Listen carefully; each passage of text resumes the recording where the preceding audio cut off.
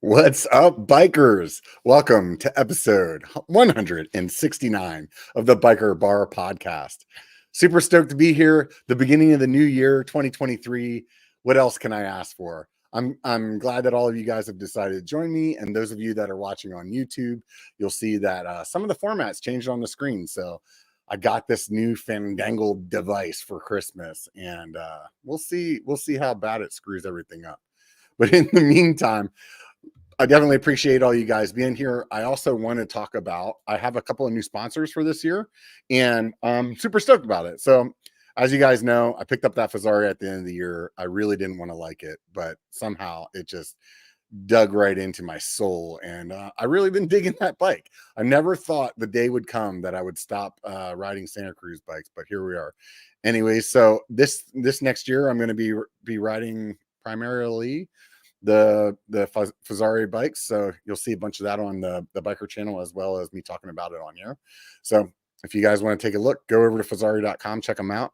They got some good deals still going, like pretty much everybody in the industry right now. But anyways, yeah, go take a look at them. One of the things I really like the most about their website is the ability to customize your builds a little bit more granular than a lot of other companies. So they have a pretty awesome fit program as well. So check them out. Definitely worth your time.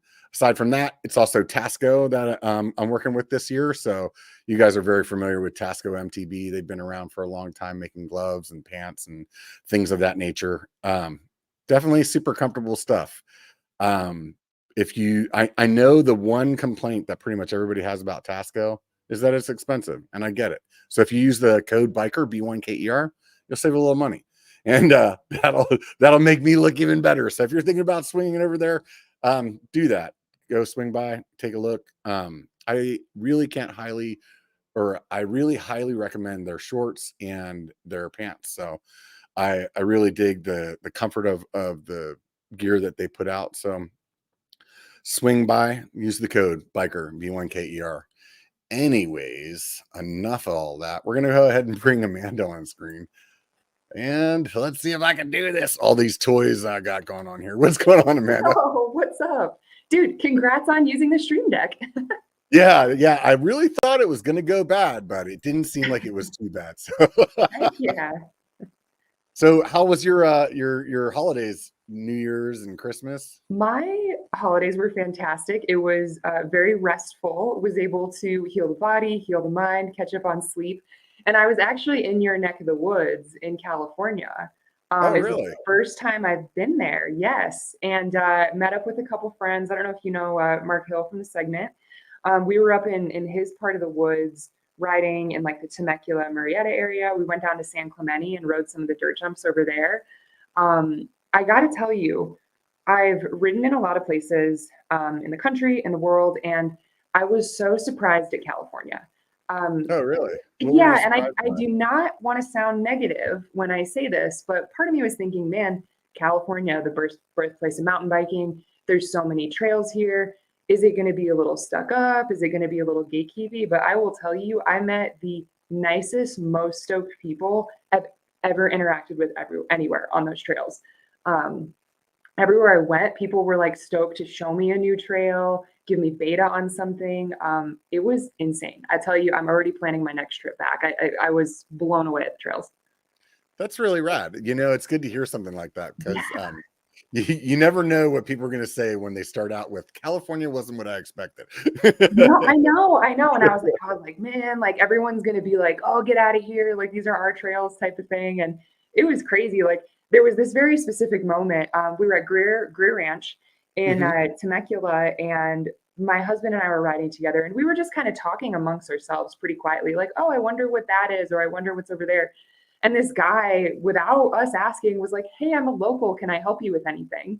And he just like put on his guide hat and just completely told us all about the area, all about the trails. And I was like, oh my gosh, it did make me kind of look back on myself and say, wow, like the next time I'm on my own local trail system and I see someone who's maybe new to the sport or someone who's not familiar with the area, like take the time to stop and say hi, because you meet some really cool people out there when you do that.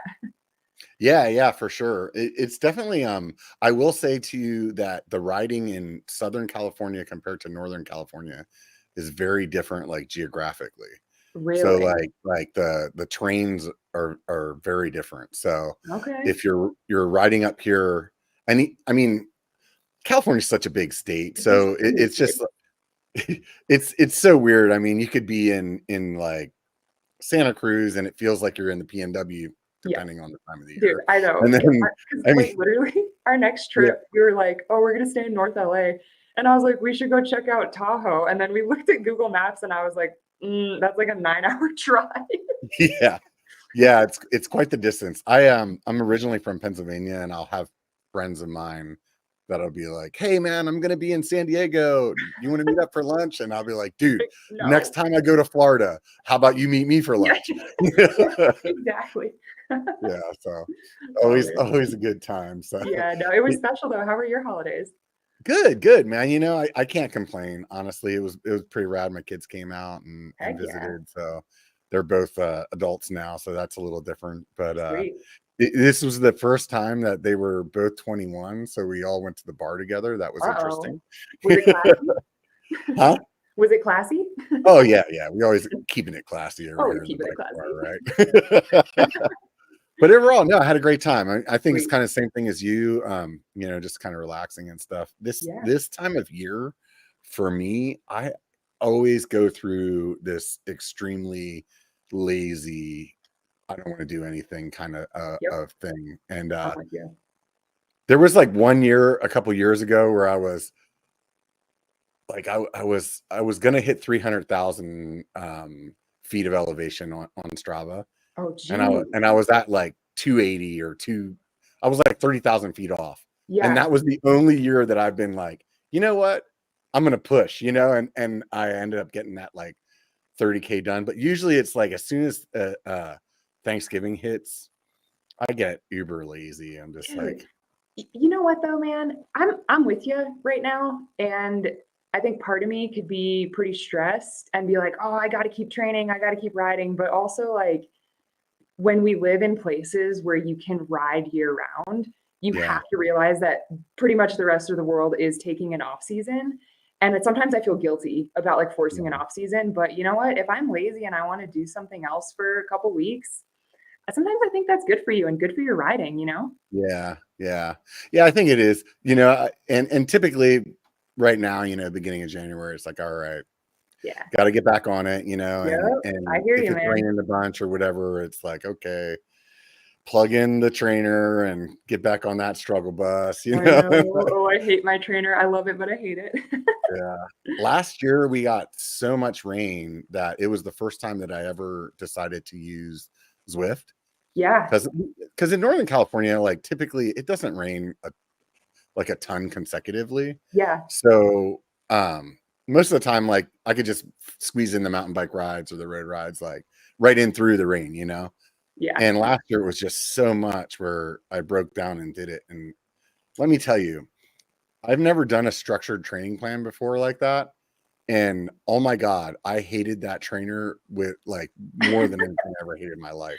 I was gonna say, I was like, it's either gonna go you hated it or you bought all the lycra, you threw out all the Tasco clothes, and you went full bib mode and just Right. lived on the trainer.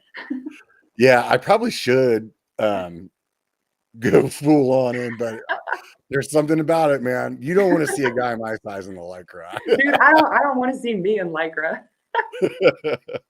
So Oh, how'd you get into mountain biking? What was the start for yeah, you? dude, yeah. So I grew up surfing. It was surfing, skating, riding, motocross occasionally. And I actually moved to the Midwest. I went to school in the Midwest and eventually ended up starting my professional career in the Midwest. And so this is like Iowa, Mhm. Missouri areas. So, cornfields are my new seas. There's no high tide or low tide to look at anymore. It's just, is it going to be freezing and icy? And so I was getting like honestly pretty bored. And I don't know, like as an adrenaline junkie, when you don't get that regularly, you're like, oh God, like I need something to fill the void. Like it almost feels a bit like, oh, I'm an addict at this point. And so I picked up in college this 1993 26-inch steel Iron Horse mountain bike. And I was like, I had a road bike and I like used it to like get to class and stuff, but man, I freaking hated it. And one of my coworkers was like, you should really try mountain biking. And so I was like, all right. So I went on Craigslist, found this like $300 bike, and took it out to like a local trail. Like I asked someone like, where do you ride at? And someone found me this like really tiny like city trail system. To be honest, dude, I couldn't tell you if that trail system was like amazing or terrible, but I had so much fun. 2.5 miles into the ride, my cranks fell off. And I was like, oh, this must be normal. Like, this must be what happens to mountain bikers. So I'm like walking this bike out and like literally go to a hardware store, buy an 8 mil Allen key. And I just had that thing in my back pocket for like the first year of riding on this like clapped out iron horse. And it was a pretty interesting experience because I didn't actually start riding with someone. I think a lot of people's experience starting mountain biking is like having a friend who's in it or having someone who's better than you to kind of show you the ropes. And dude, I was clobbering around the trails like a jabroni for like a year with my little 8 mil Allen key, just having a good time. Like didn't know what Strava was, didn't know what Trailforks was, and was just like getting better, like thinking I was sending it off these like huge features, but you know, it's like a little paver, you know, going over a route. And after college, we moved to Kansas City. And that's really where my mountain biking, I would say, blossomed. So geographically, Kansas City's pretty close to Bentonville, Arkansas. And back when we moved to Kansas City, Bentonville, Arkansas was not the mountain bike capital of the world. It was a very blossoming, small place to ride. But we had a really small but dedicated group of mountain bikers in Kansas City. And so, you know, you go to the group rides, you go to the women meetups, and, you know, slowly get a nicer bike. Eventually you start leading those group rides and going down to Bentonville and, you know, riding some of those super iconic trails. And, you know, for me, I was like, dude, this is heaven. Like, this is the best mountain biking in the world. Missouri is like the coolest place you could ever ride bikes, which, to be totally honest with it, everyone's like, oh man, Missouri's flat. Like the Midwest is so flat, but the riding there was all these really rocky bluff lines. So basically every trail was right next to a river. And it was all these like, you know, technical moves up and down all these little bluffs and you know, all volunteer built multi-use trail. And so the that was elevation thing was the first thing that came to my mind. But the way you're explaining it to me, it kind of reminds me of probably riding in Sedona, where it's like punchy, exactly, but not extended amounts. Exactly. Sedona and Moab. Okay. Which I accidentally said when I was in Moab, we were on Captain Ahab, and I was like, oh, this trail reminds me a lot of insert Missouri trail. And my friends looked at me horrified. They were like, how dare you say Moab was like Missouri? And I was like, oh my God, like, I'm sorry. But, you know, it was a very similar vibe, like a lot of ratcheting up the cranks, wheel lifts, tight turns, and things like that. And so, if you said that in BC, you might not be here today. yeah, exactly, right. And so I love it there. And my husband and I did move out west for work, and we absolutely love it. We're currently in New Mexico, and we are just happy as could be. But I still do look back on Missouri and Arkansas so fondly. Made such fantastic friends, fantastic connections. It got me on the Pinkbike Academy back a couple years ago, which was a really, really great opportunity to share and highlight that area and just represent some of the lesser known areas of mountain biking. Right on. Well, since you mentioned that, Cam McCall just so happened to pop into the hi, Cam. comments. Oh my gosh. Very, very good to hear from you, sir. I hope you're doing well, dude. And so how was it that you ended up on Pinkbike Academy? I don't freaking know. Ask Cam, I guess. No, I'm just kidding. Was there like some kind of like a entry kind of thing, like road rules back in the day? You had to fill out like a postcard. Yeah. Oh yeah, it was a huge questionnaire, and you had to submit a video of your personality and then a video of your riding. And it's super funny because a lot of my friends were like, "Oh, like I should do that. I should try that." And I was like, "Dude, like the application is public. Like literally anybody can go fill it out." But it was a pretty funny application because, you know, it asks you about your aspirations and who you are and this and that, and then it goes in and asks you, how many teeth do you want on your chainring? Do you want Shimano or SRAM? Do you ride Fox or RockShox? So it was like, it's kind of a funny questionnaire that was like, hey, like if and when we build your bike, how many teeth do you want on your chainring? And I was like filling it out and I was like, oh my God, I don't even know if I know how many teeth are on my chain ring at home. But, no, dude, I mean, it was literally just a long weekend. My husband and I busted out the GoPro on my iPhone and put together a little 59-second about me, Mhm. video with the voice overview and shot it in. And I guess the producers liked what I had. So Yeah. it Had you was ever been to that area Oh before, like, God. as Oh, far as no, no, riding? no, never ever. And that peeled back a huge veil for me when we did get there. Um, and it was funny because there were a couple moments that I really, really remember about the experience. And Mhm. I'll tell you, the show was great. The producers did a really, really great job. But it was like really the experience of being there. I think a lot of people don't really realize that we were there for like 6 days. And some of the days were 2-a-day challenges, not a lot of sleep, just because we were all like so excited. We didn't have like phones or anything, so we had no idea what was going on in the outside world. It was just this big like incubator, really. But there were a few super specific moments I remember. It was going from like 700 feet to like 65 to 8,000 feet, and like trying to do a race pace run there Mhm. was first a challenge. And I'm quite fit, and I do think I kept up pretty well with everybody. But I was like, oh, good lord! Like we had a couple gals from Kelowna in the area, and I was like, oh man, like it's their home trails. But obviously, you don't want to let that get to you, right?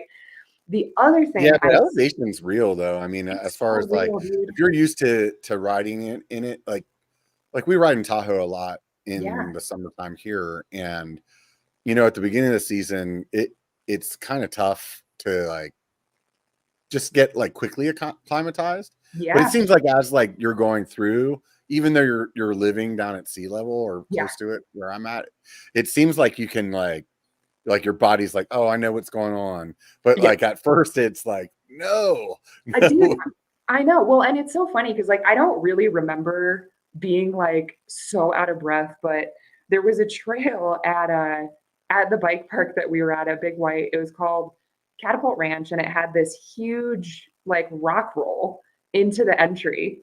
And I'm like, I've done rock rolls, like I know what I'm doing here, and I've done like a 7 foot rock roll, right?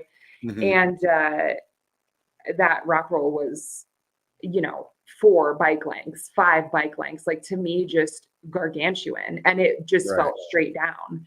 And I was talking with one of the other contestants, and I was like, dude, like, I need to follow you into this. Like, I don't want to look at it.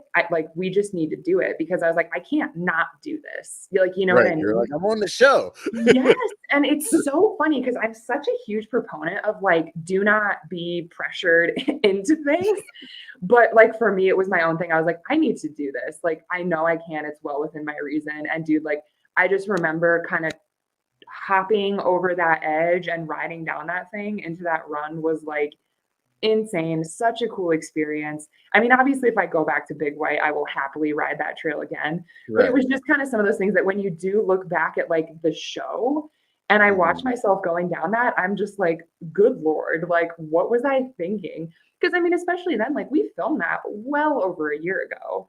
Mhm. And I have just gotten exponentially better since then. So it's kind of funny Yeah. to look back and be like, holy crap, what was I thinking? Yeah. Yeah. And it's probably funny to hear like people's perspective when you're like, no, I was scared out of my mind, Yeah. like when they're like, no, you look like you were like all over it. Yeah, and I was like, "Oh, great." Like, yeah, fake it till you make it, right? But the Right. other thing that I really did love so much about it was as the show was, playing and actually coming out, I got so many like DMs and emails from people like from all over the place. Like there was a gentleman from Ohio who messaged me, from Illinois, from like Tennessee. There was a guy from Italy who messaged me. And all of these people were like, "Oh my gosh, like thank you for representing these other parts of the world." They're like, I didn't even know Missouri was a thing. I didn't know you guys rode there." And that was a really, really cool thing because I feel like all too often, right, in mountain bike media, we see Squamish, we see Whistler, we see, Val de Soleil, southern France, and all those places are really beautiful, but there's a lot of magic and beauty in a lot of other parts of the world too when it comes to mountain biking. Yeah, yeah. And the thing that I've noticed the most about traveling around and riding is that every place is so distinctively different, and Yeah. they may not have, you know, some of the bigger elevation that we have, especially out here on the West Coast, Yeah, but the riding is still just as challenging, it and is. in totally different ways. Yeah. Or yeah, recently, it was last year or the year before. Like I said, I'm from Pennsylvania, and I Yeah. had gone back for something, and like in my mind, I kind of, you know, how do you say it? Like I kind of was like, dude, I ride huge mountain stuff. Like Yeah, you're this like, is I'm gonna be better than this. nothing. Yeah. Yeah, kind of Yeah. like almost, Yeah. like, Yeah. and I I 100% got humbled that day. I mean, Yeah. to the point of where, I wasn't used to riding in trails with leaves on them, Yeah, and dude, it's scary because you can't see forgetting what's that, under like, it. what's under there, and I hit some rock or something and it just stopped me. Next thing you know, flipped over my handlebars, like Yeah, broke my dude. helmet, like, and it Yeah. was like, oh wow, guess what? Yeah. Things can be difficult everywhere, and I don't know. It just every time I go somewhere, also, it just really makes me realize that there's a lot of fun to be had all over the place, and I think if Absolutely. you enjoy riding bikes, it it's even more fun doing it everywhere. Oh yeah. Oh yeah. So yeah, no, it was really great, really eye-opening. And yeah, like I said, now I'm living in New Mexico, and this is another pretty funny state, I would say. There's some really weird statistics about the state. Like for example, think about Kansas City, Missouri, right? A very small Midwestern city. There are more people in Kansas City than the whole state of New Mexico. And Oh this wow. state is like giant, right? It takes like 7 hours to drive across. And so like there's really nobody here, relatively, right? But there's some really fantastic mountain biking here. There's so much national forest and public land, and we have really, really strong trail associations here. I'm not sure what your trail associations look like in your space, but like the president of our trail association, she's a professional enduro rider, and she rides the trails every day just like us, and so she advocates for stuff that we actually want. So I'll tell you right now, we have a mountain just 10 minutes away from my house that caps out at 11,000 feet. We have a professional trail company up there machine building a brand new blue flow trail and refreshing our double black free ride trail, which is Hmm. insane because it's not at a bike park. Nobody has to pay to get to it. We just pedal up and ride down it. So really, really cool examples of stuff like that, where it's like, oh, like what's New Mexico got going on? But we got a lot of really good moto stuff and a lot of crazy free ride stuff here. Yeah, I was actually looking at the trails out there recently. When, like we were talking beforehand, Yeah. my son recently moved out there, and I was really surprised to see how much was right there outside of Albuquerque, for Yeah. example. It there there's a lot of trail systems there, Yeah. and I was really blown away by that because I wasn't really expecting it, Yeah.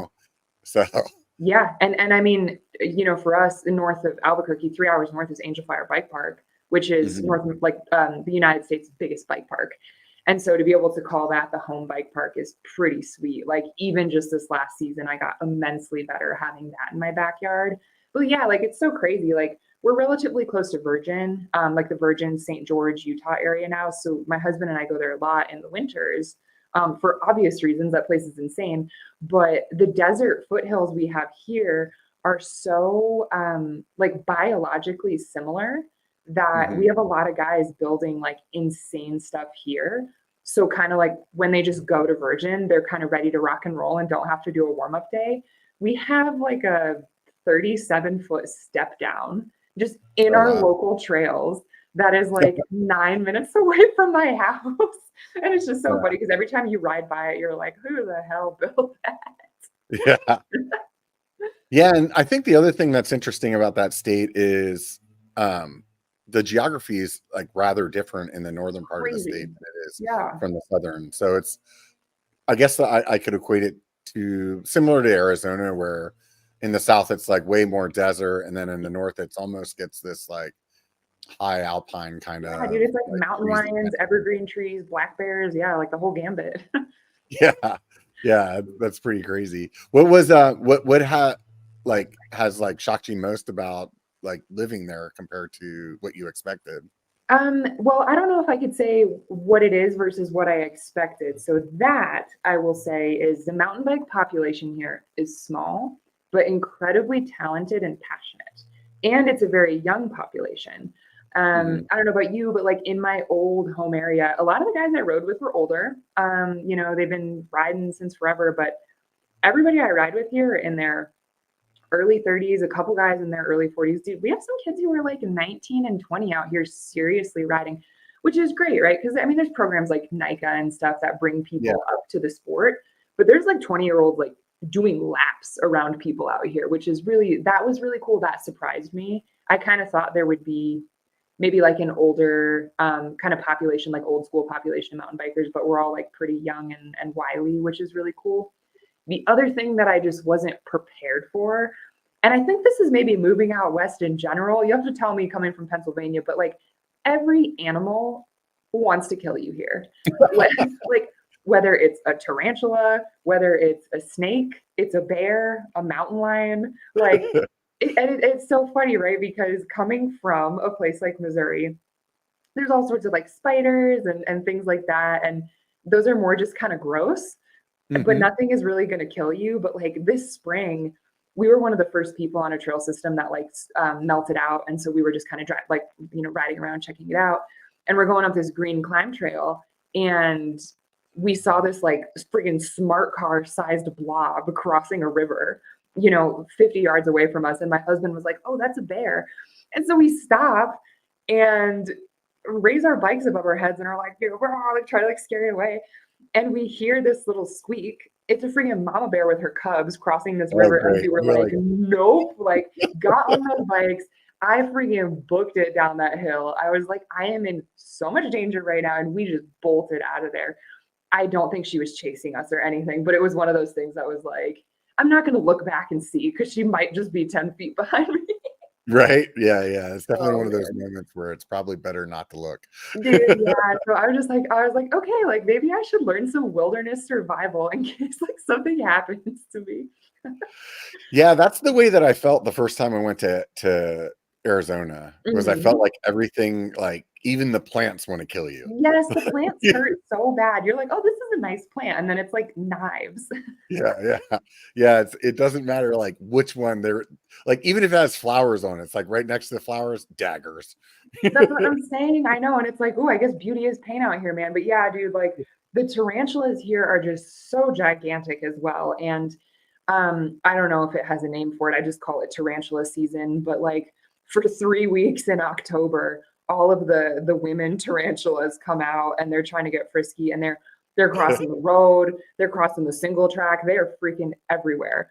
And actually completely smashed up like 2 or 3 spokes and demolished a derailleur because a little lady tarantula was trotting around on the trail and I swerved and like ran into some like baby head type rocks and the rock just kicked up and destroyed my derailleur. Oh, man. But I was like, you know what?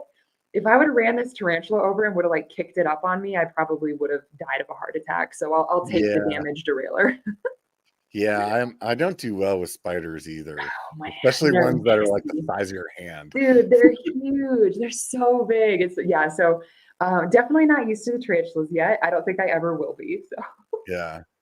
Yeah, we have them out here, but I've only seen them in certain areas, and like in the instances that I've seen them, it's been like, hey, there's one walking across this road and we're up in the mountains. You know what I mean? yes. Like, but I've never seen one where I'm like, oh, I'm hanging out on this rock and you just came out to like take my lunch, you know? I know, or like freaking take your children away. They're so big. I know, dude.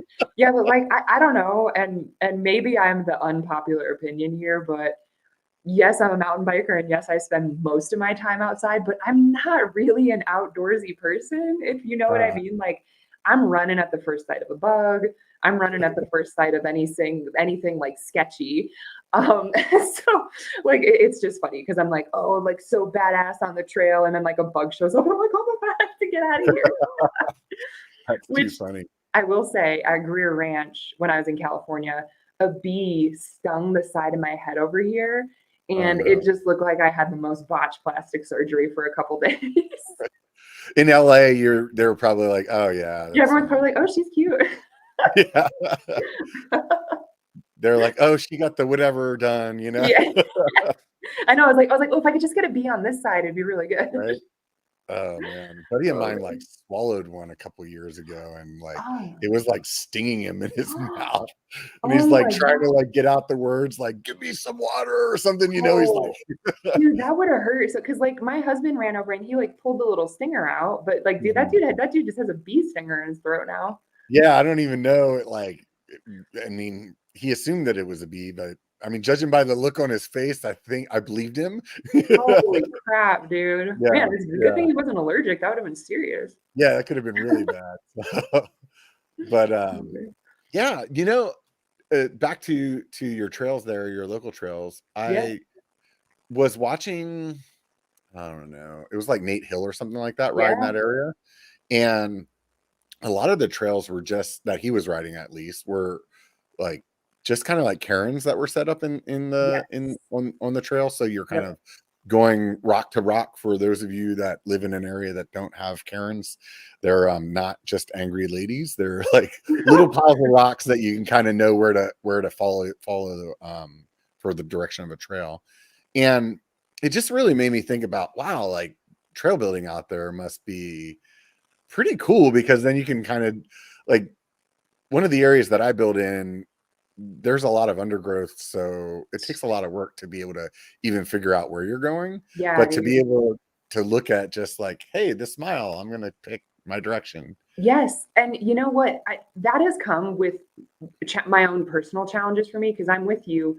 In Missouri, it was forest, but the problem was we had this insane amount of underbrush. It was called honeysuckle. And it was Hmm. this huge woody tree bush type of thing, but it just had a zillion branches. Like you couldn't see anywhere. And so you kind of just had to hack through it and like pray to God your trail is going to turn out okay. But yeah, you're Right. right. Like here, you can see like 6 freaking miles or go to the top of a mountain and like look all the way down it. And so actually just to the east of our home, there's a bunch of public land that nobody's touching. And so we've started building some free ride features out there, like a couple of creek gaps and things like that. And it's so easy because you go out with a steel tine rake, a square edge shovel, and then you bring a pickaxe, but it's mostly just to lever a rock out of the way. Like I have Hmm. yet to like cut a bush down, which is pretty cool. I mean, it does make it pretty just gun it, like run and gun. Hmm. So I do really like that part of it. Yeah, and then I mean, I would imagine then the tech is pretty fun then too, because you can just kind It of is. route that direction. So Yes, and what? there's a lot of like harder features versus easier features because there's so many just like big boulders everywhere that it's like, oh, you can roll off that boulder or you can like build up a little drop off of it or just go around it. Hmm. So I do really like that. Like it makes riding with a lot of different skill levels super easy in this space because it's like if you want to send it off of something, go off, but then someone else can ride around, which is pretty cool. Yeah, yeah, totally. So would you say that your experience going up there to BC like really springboarded your like mountain biking skill set, or do you feel like it just kind of opened your eyes to another spot? Um, I don't think it springboarded the skill set. I do think Mhm. it did inspire me to say there's a lot more for myself. Mhm. Um, because so we chatted a little bit offline. Like I used to race Mhm. enduro, and like I said, in Arkansas back in the day, it wasn't a really big scene. So to be like a pro racer in that space, like it's not like being a pro racer on the UCI circuit, right? It's your local Mhm. pro. And after a couple years of doing that, you ride the same areas, you race the same tracks, and like you just get kind of good at it. And you're like, oh, okay, like I guess this is as good as I'm going to get, right? Because I'm winning these races and I'm QOM on these trails, right? Queen of the Mountain on these trails. Yeah.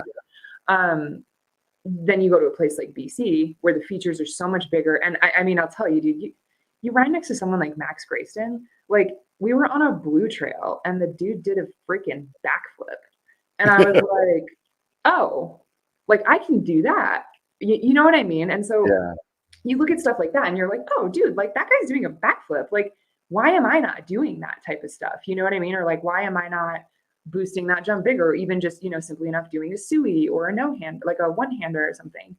And Hmm. so for me, it was kind of like, okay, like it was difficult for me to find someone who was that much better than me in my home space to kind of, To follow. push you. Yeah, yeah. Yeah, and push yourself. That's the easiest way for me to get better, is to follow someone who's better than me. And so it did kind of set my mind into a different space to say, like, Mhm, okay, a 9-foot drop isn't that big. Let's go for the mhm, 15-foot drop, or a gap jump isn't that scary. Like, let's go do a mhm, bigger one. And so I think the shift for me was really balancing out that skill to confidence level. And I think this is pretty common with most women mountain bikers, right? Probably a lot of mountain bikers in general. But when I speak with other women, this is what we see. It's like, we're quite skilled, but our confidence is here, and it's like, mhm. you can do it, but I'm not super confident I can do it. And so I spent a lot of time relying on others to tow me into features and Mhm. really over analyzing a lot of stuff. And so one of the big things that I focused on in the past year was to ride stupider, which sounds kind of crazy and sounds kind of reckless, but be like, dude, like, look at that feature, check it out for 2 seconds, and then freaking send it. Right. And Mhm. just know that you can do it. And like, quite frankly, it's just fake it till you make it. And Yeah. Yeah, I I don't think in know. some cases, like, that totally makes sense, and in other cases, there's probably, uh, some reasons that you would wanna err on caution, but I Absolutely. I will I will say that, let's just say there's a level of features that if I stop and look at, I'll definitely talk myself out of, Yes. and what I find myself doing, especially when I'm riding not at home. Yeah. So I'm riding somewhere else, we're just smashing down some trail, and all of a sudden here's this, what for me may be a too big of a drop that I would want to do.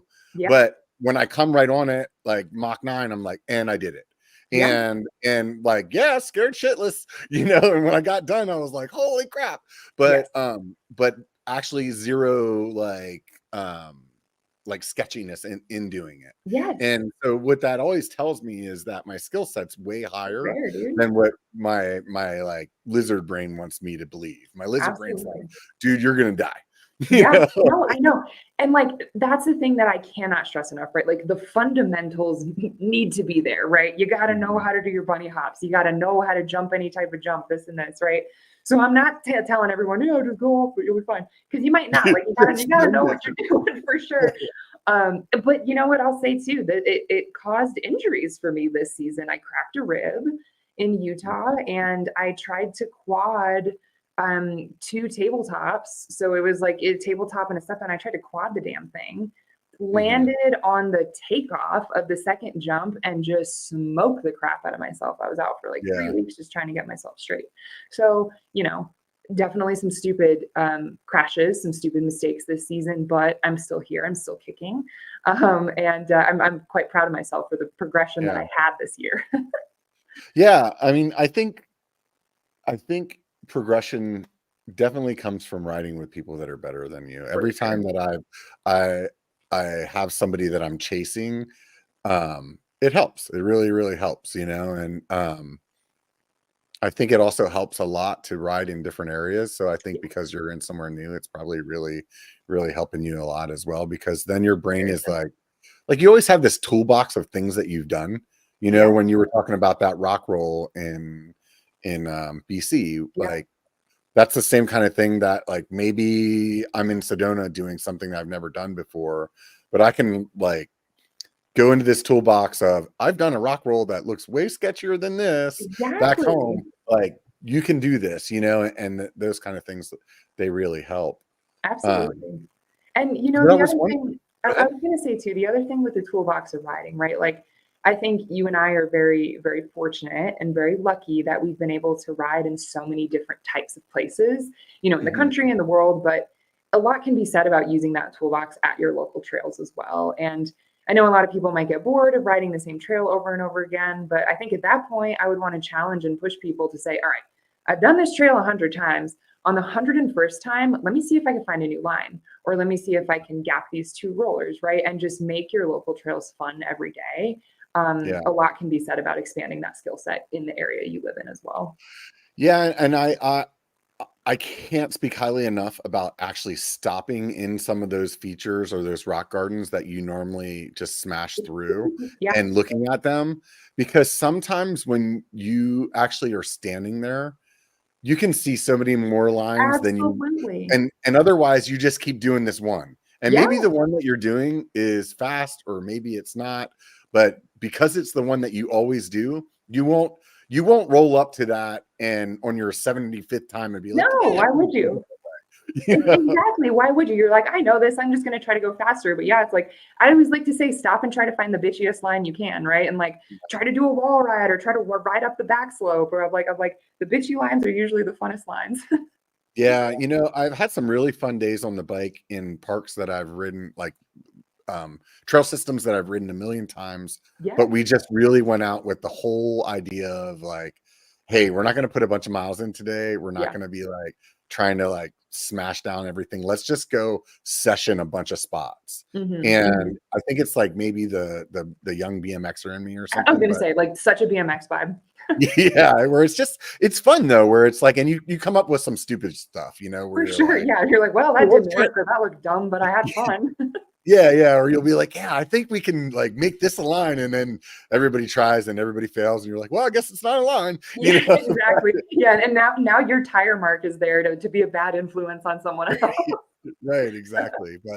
But and those are really fun days, and I think those a like also really build the skill set, but b they'll take out the monotony of some places. Absolutely. I would imagine with you talking about the training and stuff like that. Um, for a good portion of the year, I'm riding 5 or 6 days a week, and Yeah. it's really hard to not get extremely bored with the Yeah. trails that you're riding, Absolutely. and because it's not like you're driving 3 hours away every day, you know, No. so you have to come up with ways to make it different, whether it's using a different bike or riding it in a backwards manner, or Yeah. taking all the trails that you normally go down to go up, or you know what I mean? So you Exactly. have to Yeah. get And I out mean, there and do all those too things. all too often, there's so much social media out there. Like, man, everybody's stoke level is at 11 all the time. And you Yeah, know what? Like some days I pull my bike out of the back of the truck and I'm like, oh, like I guess I'm just gonna go get some miles in. And that's okay. Like I just yeah, ride slower and just do it for the fitness or whatever. Do it because I know it's healthy, right? And yeah, my stoke is maybe at like a 3 or a 4, and that's okay, right? You don't have to be yeah. amped every time you ride your bike. Yeah, I mean, sometimes that's the deal. It's like I sat at my desk working too long and I need to go do this before dinner. And it's like you grab the gravel bike and you're just like, I have the motivation to just make the wheels go around, and that's Yep. it. But hey, man, But sometimes that's good enough. yeah, and I think some of that is like your body telling you, hey, you need to take a break too. Yeah. And maybe it's your mental or maybe it's just your physical, but I feel like don't beat yourself up over that stuff. You Nope. know, Not at I all, was man. thinking earlier when you were talking about, I mean, you're doing some really big stuff compared to the majority of riders out there, male or female. But I would imagine a lot of women listen to you talking about the way that you're riding and like, I have zero clue how she got there. So how did you go from being a person that was comfortable riding like at a typical, like, kind of, let's just call it a average, like, trail Mhm. rider kind of Mhm. level, to getting to the point where you're like, yeah, I feel like I can do that huge gap jump, or a Yeah. gap jump for that matter. Yeah. I think, a big part of it is me being quite meticulous. Um, Mhm. you said this, right? A lot of people don't really stop and session things. One of the biggest things that got my skills to where they are is stopping and sessioning. And I will tell you, have you ever been to Bentonville, Arkansas? I haven't yet. I'd really Okay. like to go. So Yeah. there's a trail there called the All American Trail, and it's a little green jump line, and it has 5 foot tabletops on it. And my husband and I look back at our Strava. There's this one section on All American where it has 3 tabletops in a row, and it's super easy to just boop boop boop and then go back up. We have done that like 270 times, and I looked at that and I was like, wow, like people will say, "Oh, Amanda, you're pretty good at jumping. How'd you do that?" And I just say, this is a simple example. I rode these 3 tabletops 270 times. And every single time, or not every single time, but I had someone take a video of me and someone give me feedback on, oh, that looked good or that didn't look too good. And probably a lot slower than what some other people have done to progress, but it was taking videos of myself, looking at myself, seeing how I felt on those things, seeing if pulling on the bars harder on the jump made it work better, or if, pushing with your legs made it work better. So I think it was kind of my internal meticulous tendencies that helped, I would say, build the fundamentals. And then when it came down to being like, wow, I'm really, really good at this green jump trail, let's go take it to the blue one. And it really wasn't that different.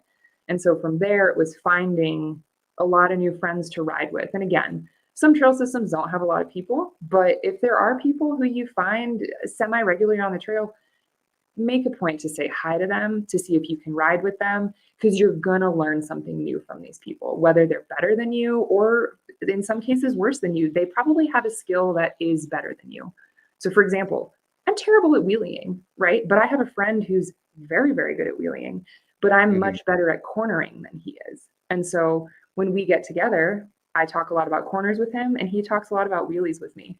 And so there is always something that someone can offer you. And I don't want to say that in a transactional way, but you can always learn something fantastic from people. And usually in return, give something back to those folks as well. And so a lot of my progression has been pretty social, I would say, but also, like I said, being meticulous and sometimes being confident. A lot of women are like, man, that's scary. Or, oh, I see my boyfriend doing that, or I see my husband doing that. And it's like, well, why is he any different than you? You know what I mean? I'm like, women have a lower center of gravity than most men, so our balance should be fantastic. And do you think it's because there's not, I think this depends on what area you live in, but I think generally speaking, a lot of areas, there's not as many, it doesn't seem like there's as many women mountain bikers. I saw 2 women the whole week I was in California. Yeah. And which is odd though. You can go somewhere else. Like when I went to Bend, I see as many women riding there as there are guys. And so, it depends on where it's at, like geographically, I think. But it's true. Do you think that because, a lot of women don't get to see other women doing it, that it's just like, oh, that's what the boys do. And I'm not, like, it's easier to write it off that way. Yeah. Dude, I think that could be part of it. The other thing too, I grew up a tomboy, right? Back in the day, you call this tomboys, right? I grew up surfing. My friends surfing were boys, were the old dudes, right? Back then that I just surfed with. And so for me, like being a woman in those sports was never really a differentiating factor. Sure.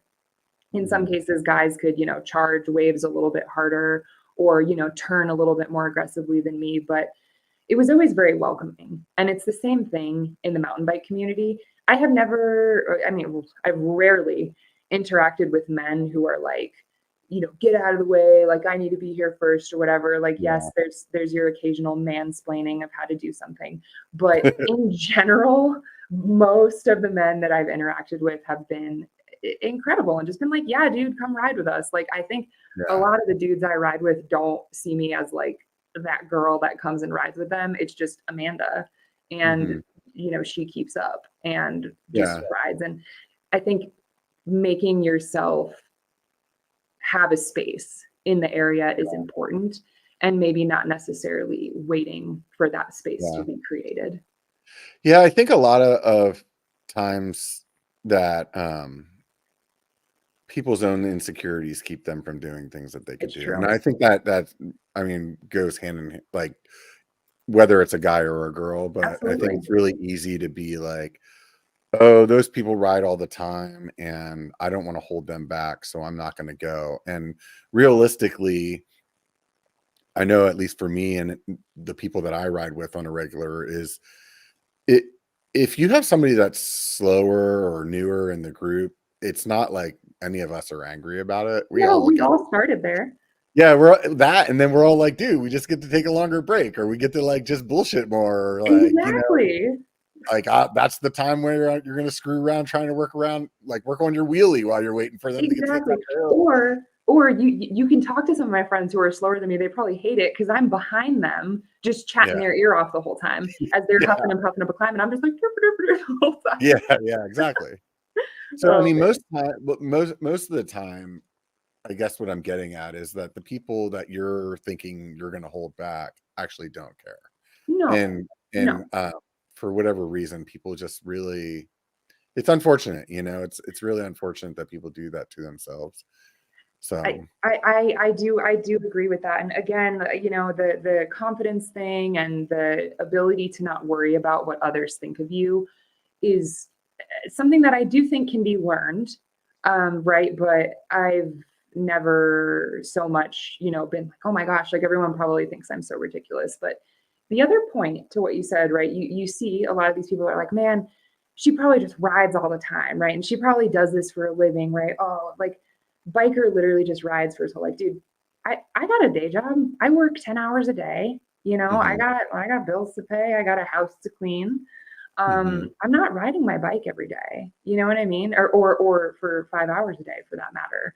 And so mhm, I think that's another important part of it too, to say, to remove those imaginary barriers, right? To say, oh, she rides more than me, or oh, he has more opportunity than me. Um, mhm. because dude, I was riding around with an 8 mil Allen key in my back pocket for the first year, you know? Yeah.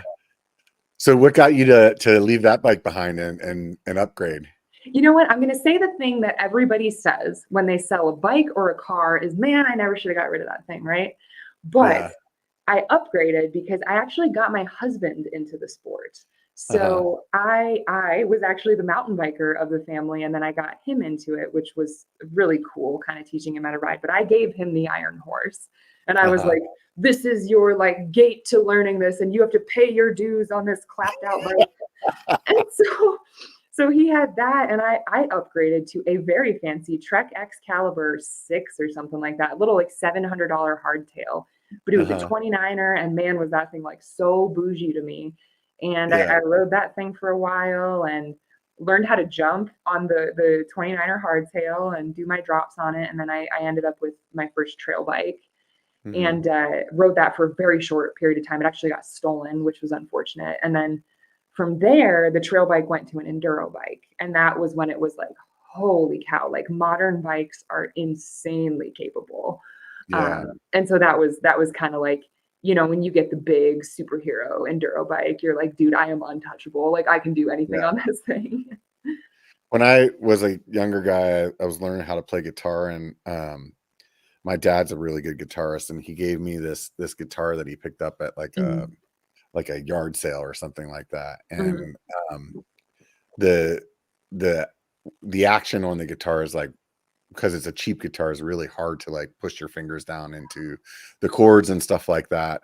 But realistically, what he was trying to do was to get me stronger by Yes. using that, so that Yes. whenever I started playing like a really good guitar, it felt like it was so much easier. It was unbelievable. Yes. And I wonder, do you feel that's a very similar thing by putting in the reps with having the hardtail and You know the what? mark? Again, here's the crotchety old guy response on this, right? Pay your dues, right? Use the crappy bike. Well, no. I mean, I had wonderful experience doing that, but I think a lot of people would be discouraged on being on such a horrific bike, right? If your bike Mhm. was falling apart, a lot of people would be like, dude, this is not for me, right? Yeah. But on the other hand, ignorance is bliss, right? You had Mhm. this crazy, difficult to play guitar, but it was all you knew. So you're like, oh yeah, this is just how guitars are. So the first time you did get on a nice bike, did get on a nice guitar, you were like, holy cow, like it's so much easier to work through.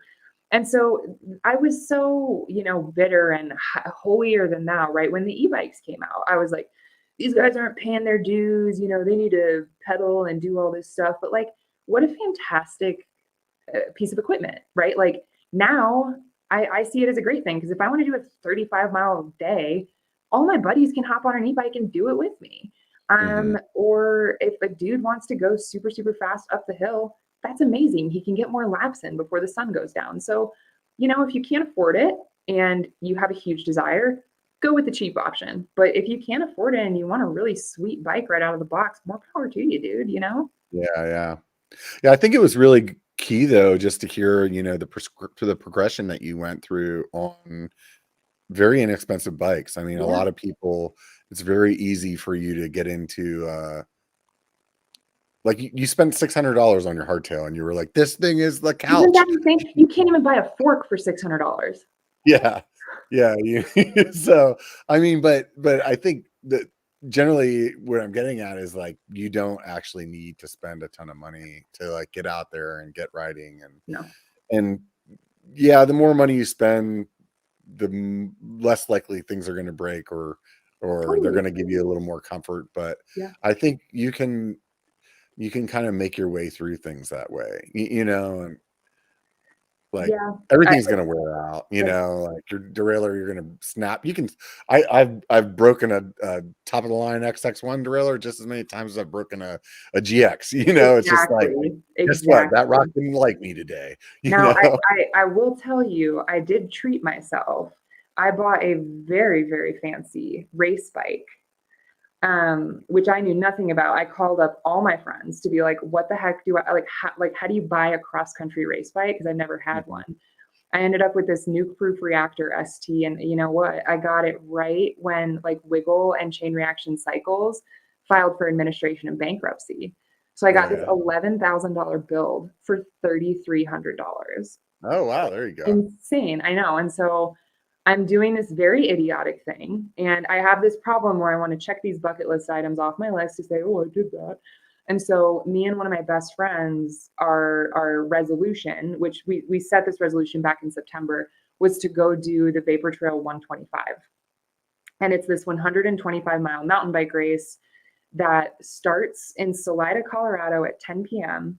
And you have 22 hours to do 125 miles, 17,000 feet of elevation, all on like black single track with a smattering of Forest Service roads in it.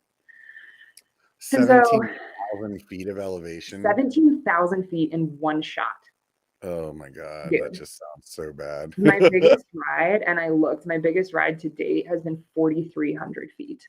Yeah, that's and huge. So we've been training like dogs for this thing. It's in September, so I have plenty of time for this. But it was just one of those things that was like, hey, like let's go do this, and kind of this is the MO. Let's touch base in September and see how it goes. But I have a lot of hefty goals on the free ride side of things, but I still want to do this. And so I'm kind of approaching this as that hybrid athlete type of situation where it's like, I still want to be strong and I still want to have the fundamentals so I can go hit my drops, practice new tricks this year.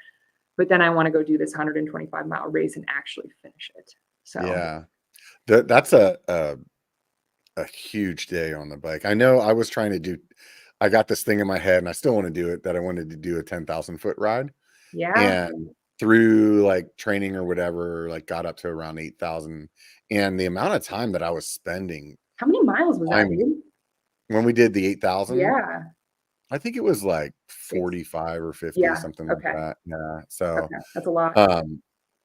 And it was weird too, because at the time I was, my midweek rides that used to be like between 1,000 and 15 or 2,000 feet, turned into like my midweek rides were like, oh, I did 4,000 today and 4,500 today. Like, but it was just so much time in the saddle that it's a lot of time. I frankly, I'm getting bored. Like my longer tempo rides, like sometimes I'm sitting there and I'm just like, dude, like this is a little boring. Which sounds insane, but I don't know. I do think it's possible. I'm going to try to get it done in under 19 hours.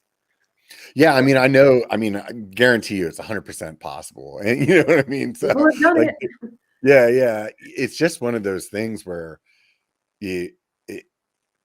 man, just to like wrap your head around it. I really commend you. I think that's really awesome. There's a bunch of things like that I've thought about in my life. So I'm really excited for you. And that's the thing. It's like, I really haven't wrapped my head around the 17,000 yet. Because like I said, like this last big ride I did was like 4,400 feet. And so in your mind, you're like, okay, 4, 8, 12, 6. I just have to do that 3 more times. And you know what I mean? And I'm like, holy crap, like, how is that going to be possible? So I'm still in that phase of like, the math hasn't really mathed for me quite yet. Yeah. So we'll see. I have plenty of time though. I have plenty of time to train for it. So yeah. I mean, I think judging by where you're, I mean, if you're training now, you have to basically give up on training if you weren't going to be ready by then. Yeah. And the other thing for me too, it's like, I would like to somewhat enjoy it. You know what I mean? Like, I don't want to be just like a ball of nerves and depression at the end of it. I want to be like, yeah, like I did it. Yeah.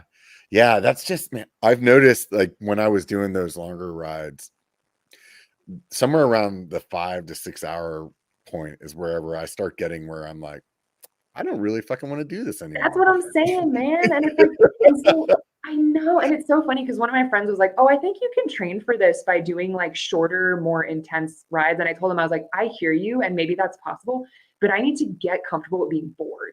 I was like, I need to get to hour 12 and fight with that boredom. You know what I mean? Because like, I am, again, an adrenaline junkie. Like I need this constant stimulation. And there's just going to be some points where you're just slugging up a fire road and you're like, dude, this sucks. Well, and I know with myself that if I wasn't doing the longer rides with that bigger elevation, like even if somebody was like, no, this is science, I promise you can ride 2.5 hours a day, and the day of the ride, you'll be able to do it. Like I just mentally, if I wasn't doing something damn close to it already, exactly, that's what would talk me out of it on the trail. It wouldn't be my body failing me. It would be my mental, like, no, dude, you just can't do this. The longest, you know what I mean? I would talk myself out. Oh, I know exactly, because so I did the other bucket list. I ran a marathon back in like 2020, just to say like, check this thing off the list. And mile like 21, I'm running along, and I literally, in my brain, I was like, dude, this is so boring. And it was crazy. And I felt insane that I was like, wow, like I should really like be practicing gratitude of being like, this is cool that my body can do this, and I was like, oh, this is so boring. So it was funny, but that's the only like experience I can pull from. And the marathon took me like, 4 hours. So it's not even like a fraction of the time that this thing is going to take. So it's going to be a dog, dude. Yeah. I think there's, two different kinds of athletes too. I mean, some people are endurance athletes and they just really like to get into that spot. And some people, I think, do things for other reasons. And, whether you want to say it's an adrenaline junkie kind of thing or whatnot.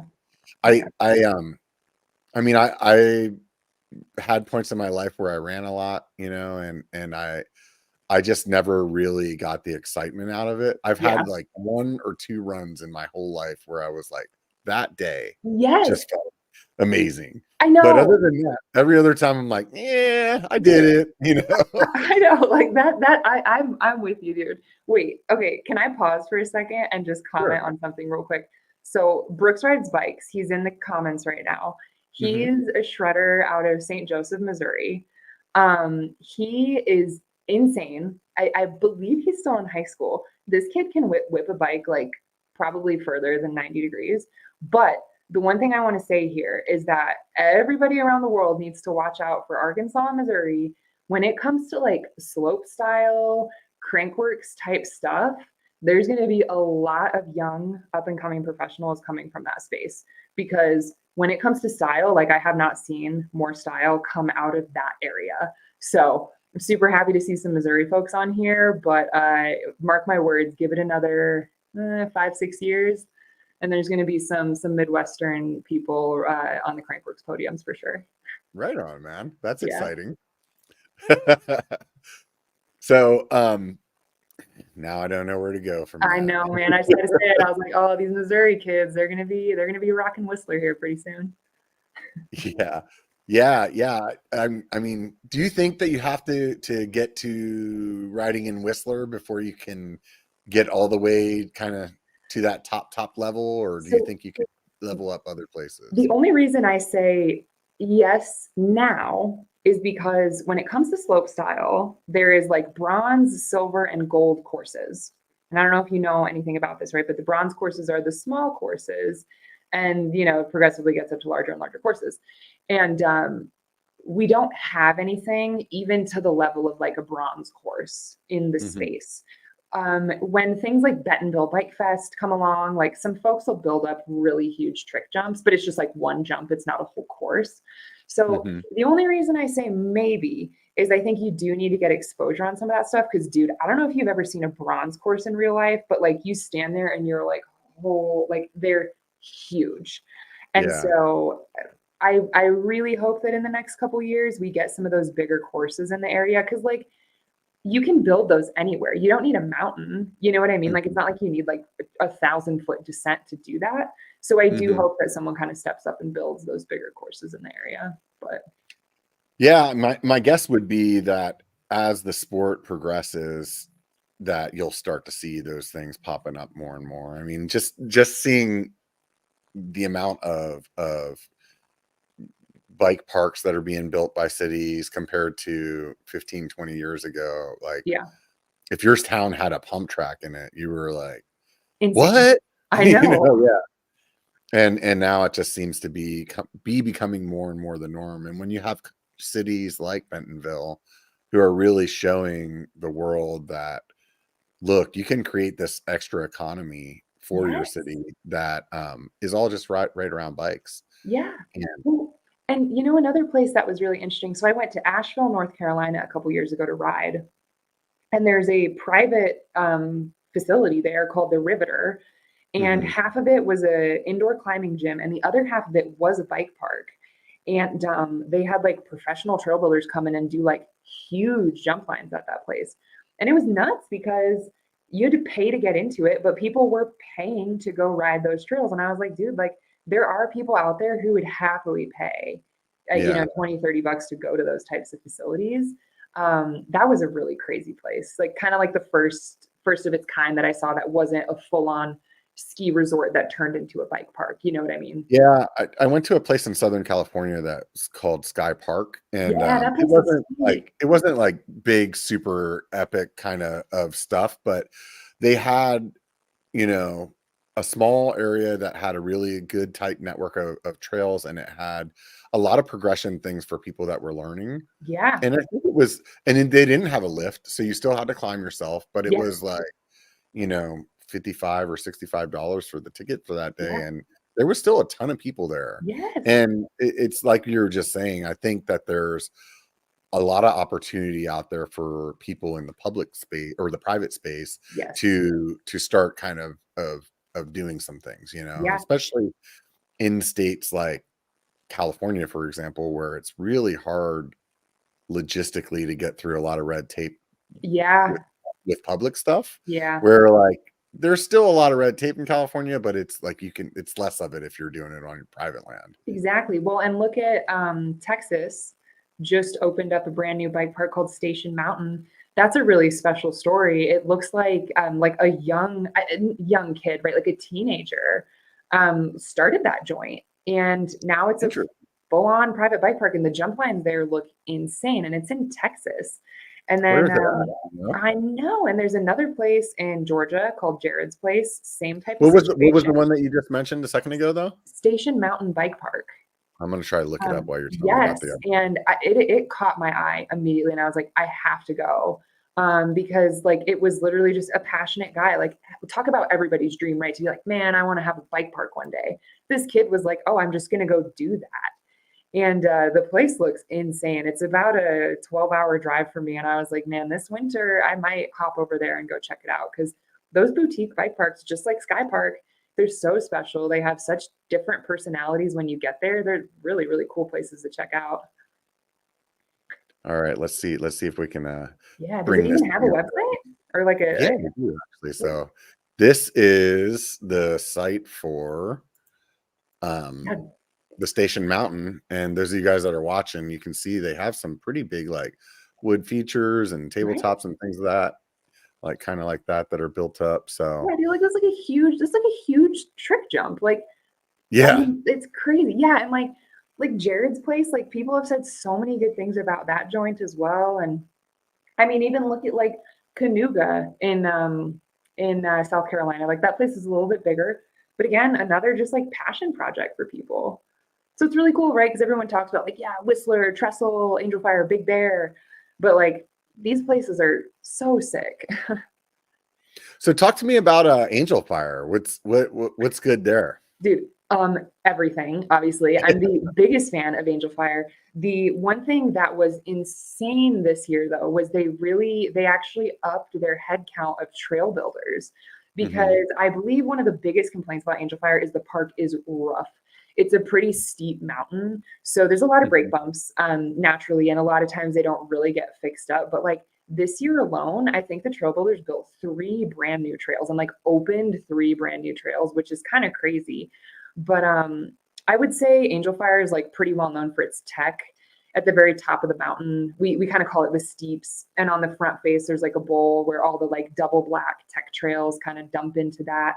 But there's a track on there called Hungry Hippo, which is like their big, Hollywood style black jump line. And it's, got like 35-foot jumps on it. That then feeds into Candyland, which is like the pro jump line that has like more closer to like 40-foot jumps on it. And so, as a person who really likes jumping, I obviously could just do Candyland laps forever until my legs fall off. But it's pretty funny because there is a infamous jump at the very end of Hungry Hippo called the dinner table. And Hmm. they call it the dinner table because everybody likes to lay themselves out on the dinner table and set the table because you come into this huge berm where you really just have to kind of keep the power in your legs to make sure you can hold speed through it. And Hmm. it's probably the biggest jump on the trail. And if you case that thing, the knuckle just chucks you. So I've had friends who rip the forks out of their head tubes. I had a friend this year who broke his arm on that trail or on that particular jump. It's kind of funny when you talk to Angel Fire about it because they're like, "Oh yeah, the dinner table," and it cracks me up because you would think if there was a jump on a trail that like hurt people frequently, they would change it, but the jump runs really, really well. You just have to like send it, I guess. Um, so fair warning, if you go to Angel Fire, just know the last jump on Hungry Hippo is called the dinner table, and you should really, really strive to send it. So how about things that are in the different skill sets? That I mean, is it pretty well rounded there, or is it It like? is, and they separate the mountain really well too. So like you don't accidentally like come ripping into someone who's maybe a beginner, and vice versa. So like one side of the mountain, they're pretty good at like keeping the blacks and double blacks there. And then the other side is amazing. They have all these like really nice blue, like flowy jump trails, really nice like green adventure trails that are like super wide and well maintained. And so I would say like that side of the mountain is like where you want to take the family, and then go to the left side if you want to go really crazy and like go fast and do kind Mhm. of more dangerous things. And Yeah. I do think Angel Fire realized that they were like, man, we're pretty well known for being a hard bike park, so let's bring some stuff in that's easier. And they actually did this year, apart from those three new trails they built, they did build like a skill zone that actually leverages, at ski resorts, those like carpets that you can like go up the bunny hill on. Yeah, yeah, And it's like like for it's like little. a giant treadmill kind of. Yeah, So yeah. literally now they have people putting their mountain bikes on the little carpet, and then there's just like some green skills trails that you can go down. And I was like, that's actually a pretty cool way to like leverage something that otherwise wouldn't be used in the summer. So they've done a really good job on making it much more progressive than it has been in past years. Right on. Yeah, that's really cool. I will say, for me, riding park is not. I don't really look forward to it. It's just like it's not the kind of riding. Like I really like. I guess you could say more adventure kind of riding, Yeah. where it's like as much. I mean, I'm a big guy, so I'm like most people look at me and assume that I don't like climbing. And if you watch my videos, most of the time I'm bitching about it. But on the other hand, I'm doing these like huge rides where it's like, okay, we climbed for like 3 hours to get up there, and then we like did this descent, and those rides just they really fulfill me like Mhm. spiritually. Yeah. And whenever I go to a park, like in my mind, I always have a good time. Don't get me Yeah. wrong. And I can totally see how riding that type of riding really pushes your skill set quickly because you Yeah. can like you're basically sessioning, but like a monster trail, you Yeah. know? Yeah. And but in my mind, I'm like, I'm giving up a day of like a weekend day that I would normally be able to go to one of these other places. Wow. And so for me, it's really difficult to go, honestly, Wow. to like, yeah. That could not be any more opposite. I'll tell you, during park season, if someone's like, let's go somewhere else, I'm like, well, yeah, but that's one less weekend at the park that I can spend. Yeah. That's insane how it could be so different. Now, I will tell you, one thing I do really love about the park is like you go there on a Saturday and all of your friends are going to be there, whether Yeah. you communicated about it or didn't. Yeah. And I do love that. And it kind of gets back into like the skate park BMX type vibe where Mhm. you'll do a lap with somebody and then you'll do a lap with somebody else. And like, I kind of like the like The camaraderie. haphazard, no planning. And it's just like, Yeah. oh, like Joe's here and oh, Sarah's here. And like you can just like go ride with whoever. And so I do really, really like that part. I don't like the part where your bike gets completely clapped though. Cause I mean, you put so much stress on it. Like it's crazy. Yeah. Like I Yeah, busted my no, frame in half and at the end of the season. I was like, oh God, my poor frame.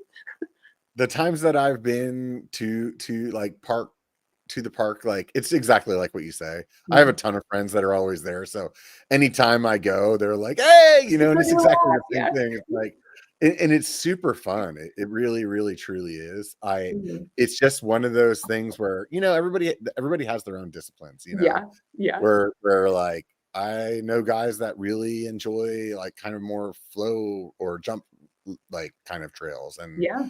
to me, like, I don't really care about jumping as much as I like tech, you know. I Well, like so see what I'm saying? ridiculous Like, shit where you look at it, you're like, you shouldn't be able to ride that, you know? dude, yeah, like, see, so I should probably ride with you because you could teach me a lot about tech, and then I could give you some pointers on jumps, right? Yeah. And I mean, I get it. I believe me, I totally get it. Like, there's a friend of mine that I ride with. He loves jumping, and he's also one of the guys that likes to go to the park. But there's this one particular trail in South Lake that every time I ever ride it, I just case everyone, right? Oh, But it's yeah, like him and I are riding together, and next thing you know, I'm hitting like a 25-foot tabletop that, yeah, and just like I'm like, oh my god, this is so fucking exciting! yes. Like I get it, I totally get it. But as soon as like the day was over, like in his mind, he's like, finally, I've talked Robert into it. We're gonna go to the park now. He's gonna be all about jumping, and then like a day later, I'm like, so let's go do this, and he's like, wait. Dude, it's so funny, and I feel like park rats in general are, like, so degenerate, like, one of my friends, he'll bring, like, a little hip pack with him, and he'll just put 2 cans of, like, freaking PBR in the hip pack, and he drinks the beer on the lift, and then smashes the can into his, like, full face helmet, and then puts his goggles, like, over the can, so there's, like, Uh, a can hanging off of his helmet, and I'm like, absolute degenerate behavior, but just like I'm totally here for it. yeah. And that's that oddly enough, it's really funny because when I say this out loud, it just doesn't sound right. But like that degenerate is exactly me when I'm skiing. Oh Like my that's God, okay. like 8 beers in my backpack, or I just got them like hidden all over the mountain. And That it's is just so funny. like the exact like everything that you say about riding park, I can relate with in skiing. Yeah, But see, then so when it you're comes like to you're mountain like, biking, I need the off season of ski season where I get healthy. You're like, I cannot continue to drink beer on the mountain. yeah. It's just interesting, you know, and I think that, you know, that goes to show that there's something out there for everybody, like Yeah, in the bike industry, you know, like yeah, depending on like if you're like what I was talking about earlier, you know, like the endurance type people, there's, you know, bike packing or XC riding or things yeah, where you can just really like lay that like a lot of time in the saddle. Or yeah. there's other things where it's just like, you know, what you're doing, where you're some of the jumps that you're talking about in my mind, I'm like, there's zero part of me that I ever want to do that. Like I just don't like, But and I was it's not, like, why spend time on the ground when you can be in the air, you know? yeah, right. But I mean, I think that's really awesome, you know, and I think that that's why I enjoy, you know, the sport, and I enjoy having these conversations with everybody Yeah, because there's so many like so many different things, and at the end of the day, like all those people can ride together on no matter what, and yes, still have a good time. Like I've absolutely. been on rides with guys that were, you know, shoot, now I'm drawing a blank right now. I cannot believe it. Like Rampage riders, Oh you yeah. know, like I did a ride with a guy that rode in Rampage, and it blew my mind. Where you know, where you were talking about watching somebody hit some blue trail and do a backflip. It was kind of like that. We Yeah. were up in the mountains and he just like hucks off of this like 12-foot rock. Like Yes. I wouldn't even thought you could even walk out there, let alone like, hey, I'm gonna ride my bike and jump down there. That's what I'm saying. Like there's this guy that I ride with whenever I go back to Bentonville, super talented rider, like free rider type. And he's this dude that like hits gaps that I don't even see until he does it. Cause I was like, dude, that landing was so far away that I didn't even see it. But it was interesting because me and him were talking about fitness cause like I love like lifting weights. And he was like, dude, like your bunny hop has like really great vert. And he's like, so what are you doing? And I was like, well, like my squat right now is at like 150, 155. His squat 440. Jesus. And he was like, yeah, dude. He's like, I'm squatting 440. He's like, so see, because we were talking about it. We're like, a hard landing is like doing a really big squat, or if you have a huge compression, that's a giant push up or a bench press. And so it was really interesting talking to him, being like, yeah, dude, like got a big deadlift, got a big bench press, because if you find yourself in a hairy situation when you're doing these huge features, you need to be strong to get out of it.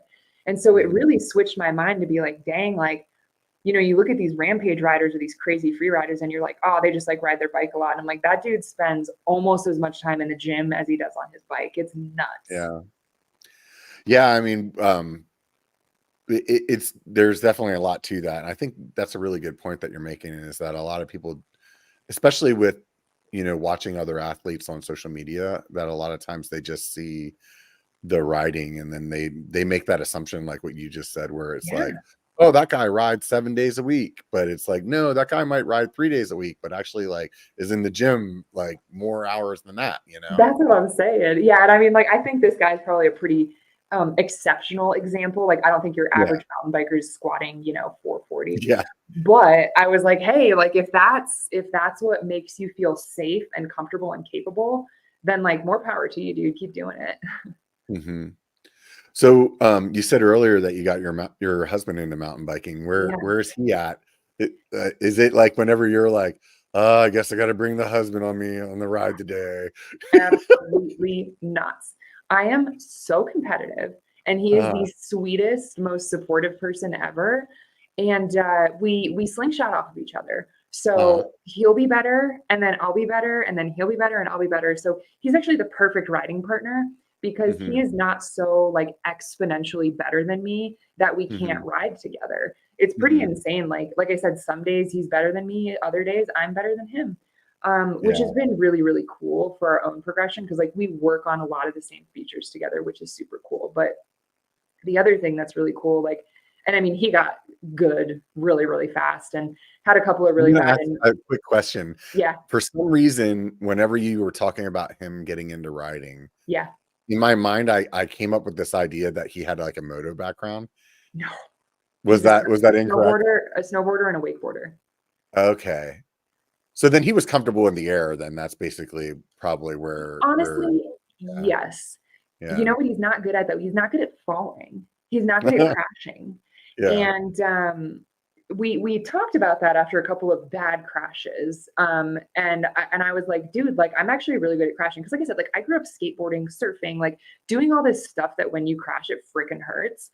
And so he's good at it. Right. And so that was his big thing. He's like, dude, like I still don't know how to crash, which sounds kind of funny, but like, like you want to kind of ragdoll yourself and not try to break your collarbone or break your wrist. Right. Like that. But yeah, so he's a really talented rider, and he's gotten obviously exponentially better coming out here too. But the other thing is he's a really, really good drone pilot and a really, really good like videographer and photographer.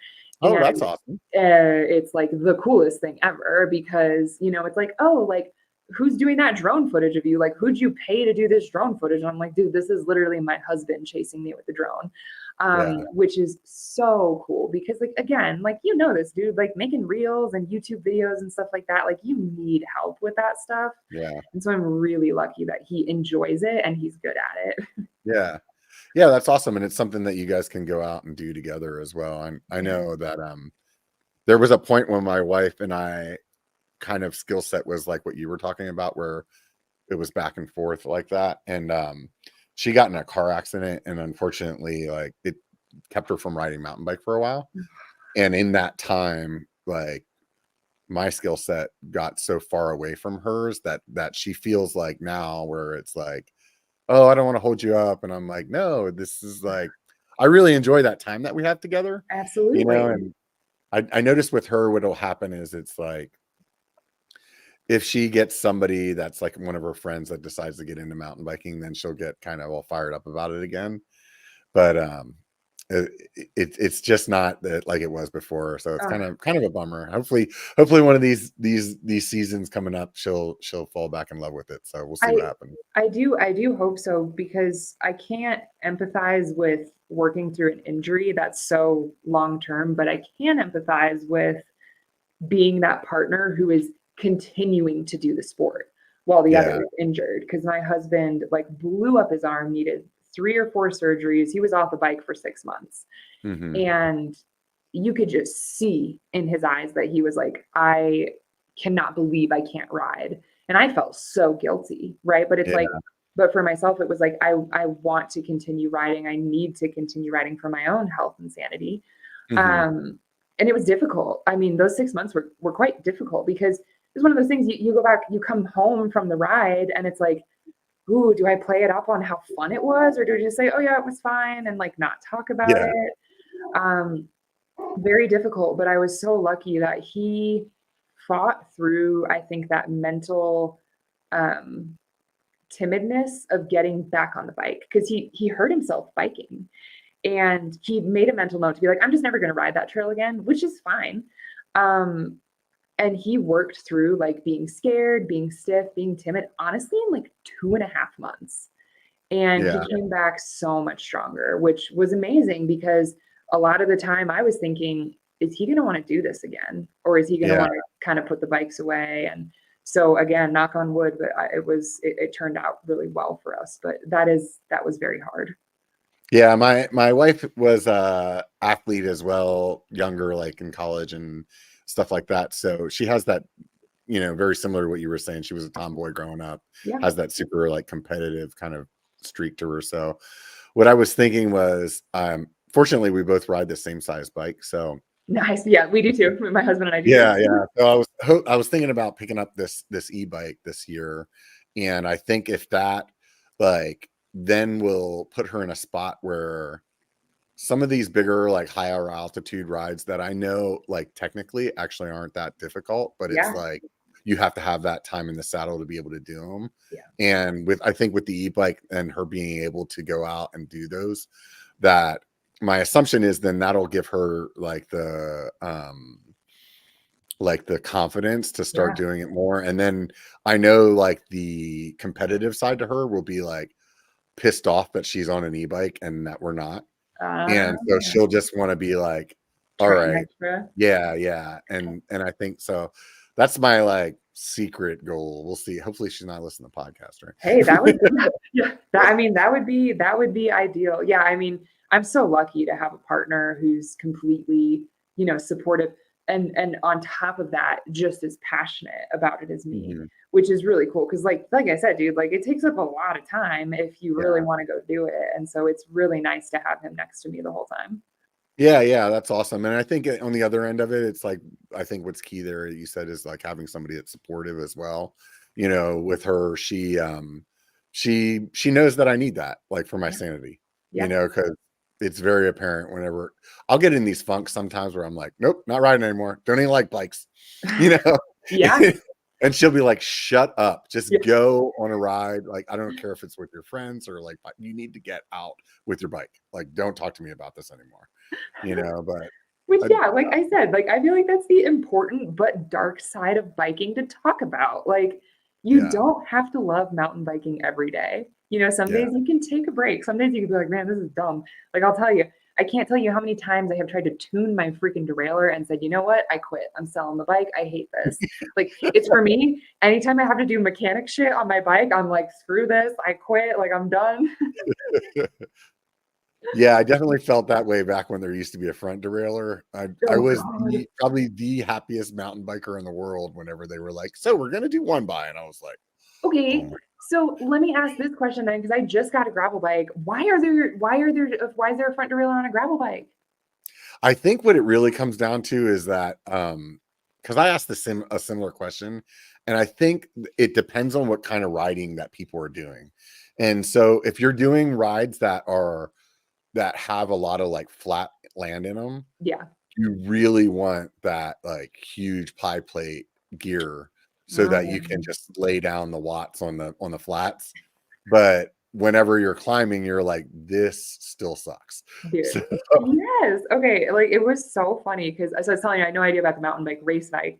I got the gravel bike shipped me and I pull it out of the box and I was like, okay, first of all, what is this? Like, what is this front derailleur?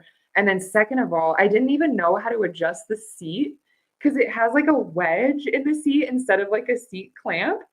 And like, I swear, I pulled a bike out and I'm like, I swear I know how to ride bikes, but I literally don't even know how to adjust the seat on this thing. Like, it's a totally different planet.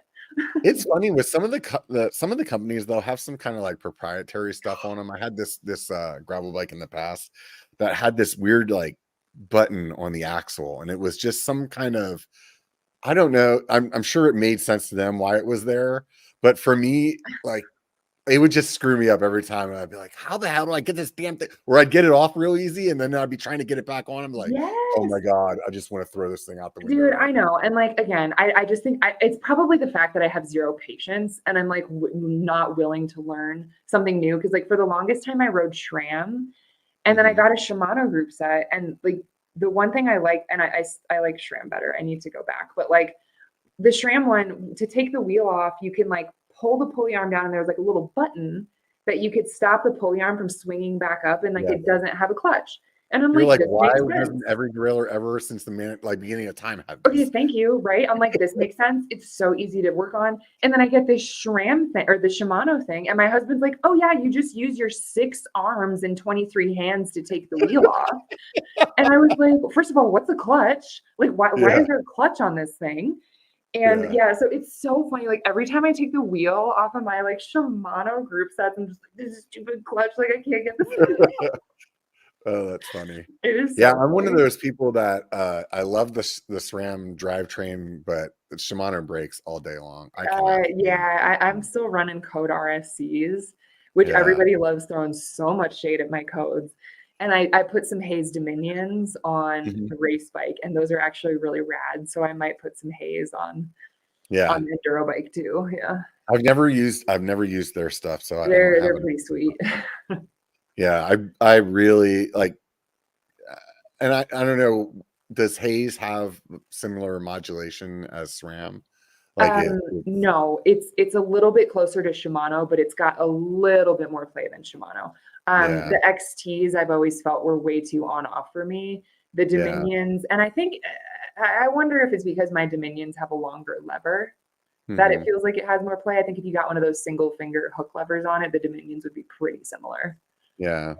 Yeah, I think it's just like whatever you, I mean, it's like religion or something like that, because honestly, there's not really a good reason to why I prefer that Yeah, feeling.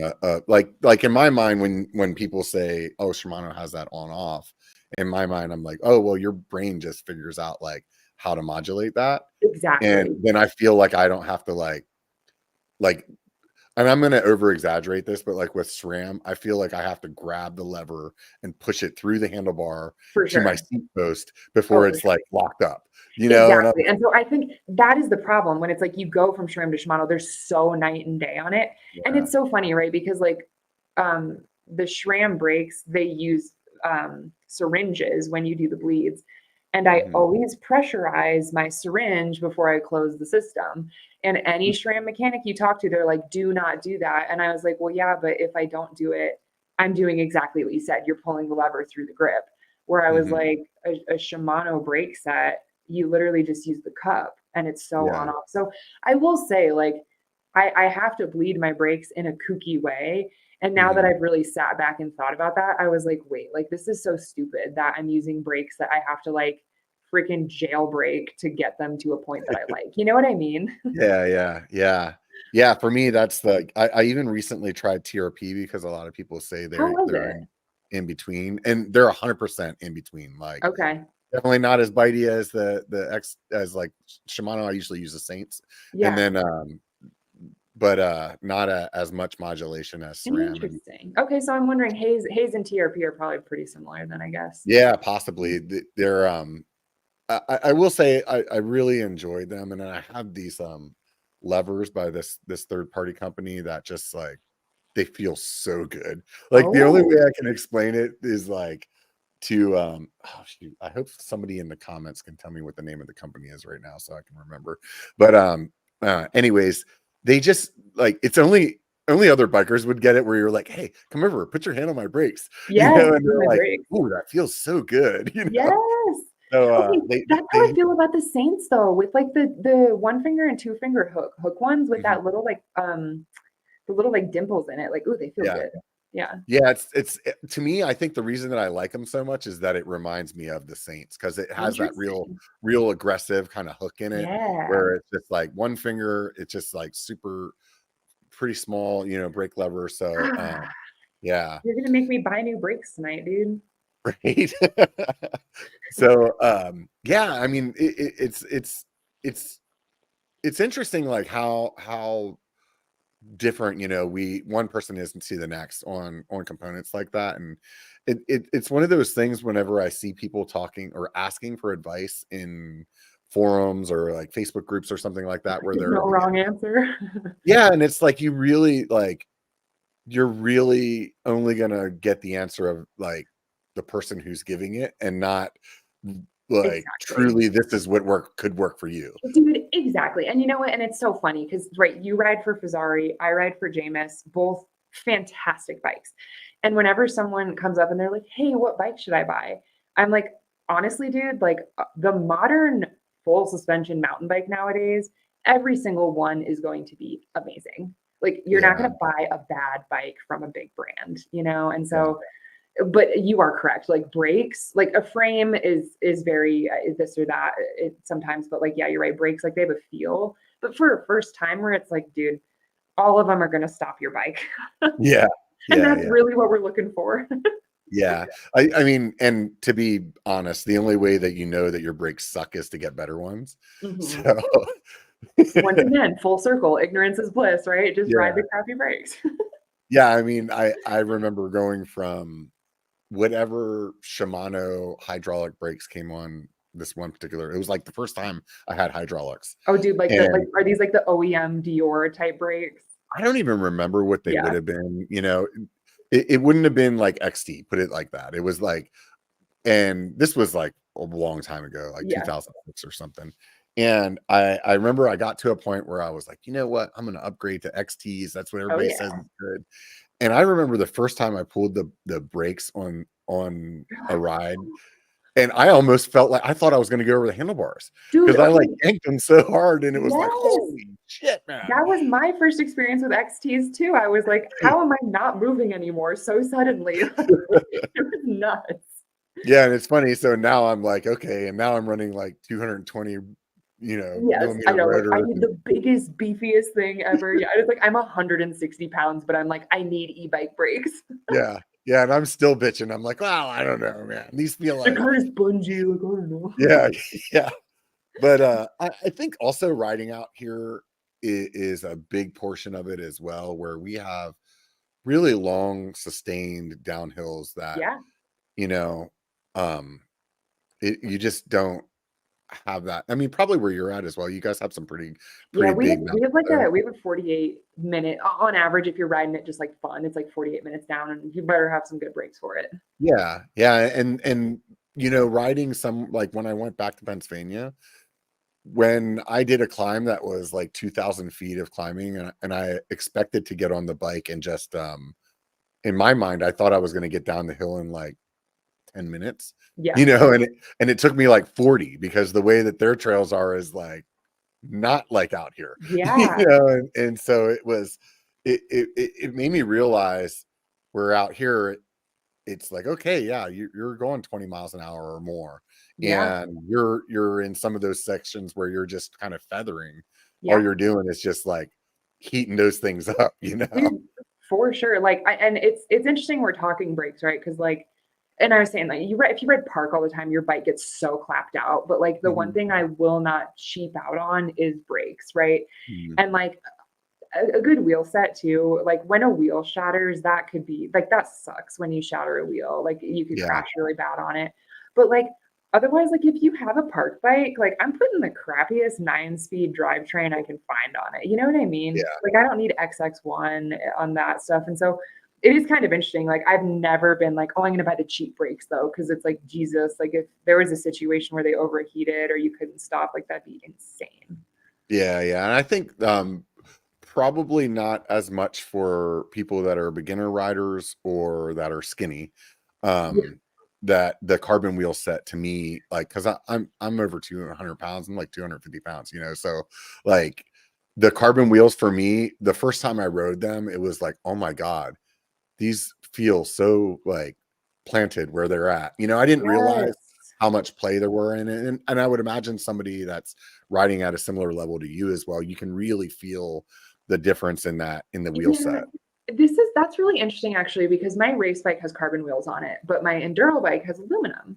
And I have probably 400 miles on the race bike now. And the last ride that we were on, I stopped and I was chatting with my husband. I was like, I don't actually think I love the feel of carbon wheels because to your point, they're very planted and they don't really feel like they want to flex as much as an aluminum wheel. So like I again, always taking the bitchy line. Like I love like really like hitting corners and chopping corners and stuff like that. And the carbon wheels they stay. Yeah. Whereas like the aluminum set that I have does have this like nice play in it that I just enjoy. Yeah. So it sounds kind of funny to be like, oh, I don't like the super expensive, $1,400 wheel set over the $600 But wheel you set. said you're like 150 pounds is what you, or 160. Yeah. So yeah, I mean, what brand are they by it? They're her, oh my Lord, it begins with an H. So it's a Sunringle brand. I think I can like picture the brand in my mind with an H logo, but I can't. Sunringle's brand. I'll yell it out in like 5 minutes. Yeah, it's all right. But what I was going to say is some carbon layups are definitely more flexy than others. Yeah. So I bet you, because I think this one has a smaller internal diameter, I'm sure it's a lot more of like the straight edge type one. Yeah, yeah.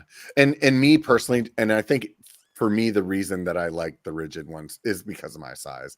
Like even when I'm at my lightest, let's just say I'm like 215 or 220, and that is like, I don't want to be any skinnier than that, like, and wheels are definitely not made like with that size rider in mind. Dude, yeah. You know what I mean? Especially that size rider. I went through 3 wheel sets this year and 2 frames and 2 forks and 2 shocks.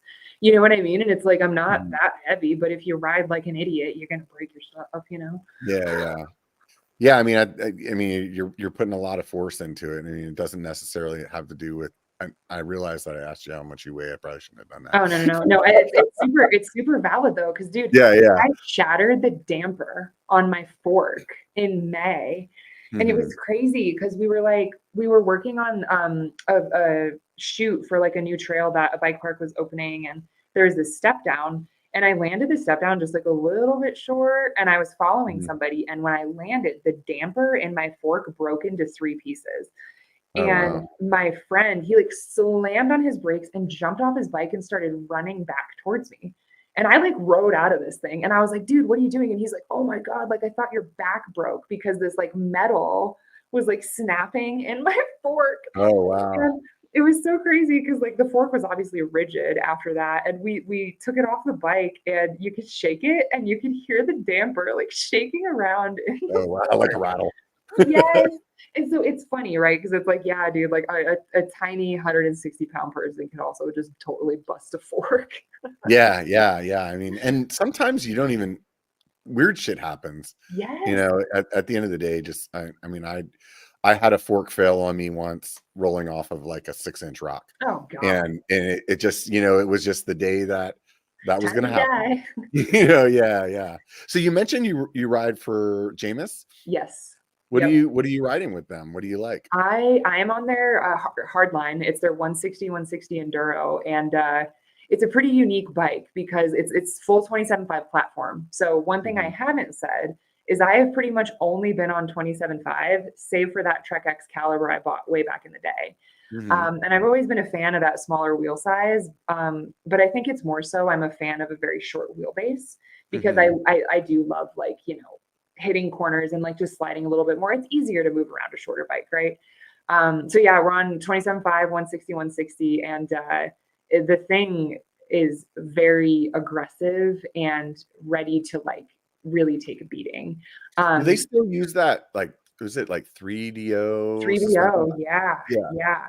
Which is interesting, because I've been reading up a lot on the guy who like developed 3DO, because he's developed actually quite a few different linkage designs. Yeah, he's doing that ministry bike. I had him on the show a while ago. Oh, really? Oh, I would love to listen to that. Yeah, because I mean that guy's like he's so technically minded. Like I think I would love to talk to him. But it is cool because the way the 3DO set up on the Jamis, the easiest way I could describe it, it's a little bit like the DW Link that is set up on like an Ibis Ritmo. It's a bike that like really wants to stay on the ground when you're like trail riding.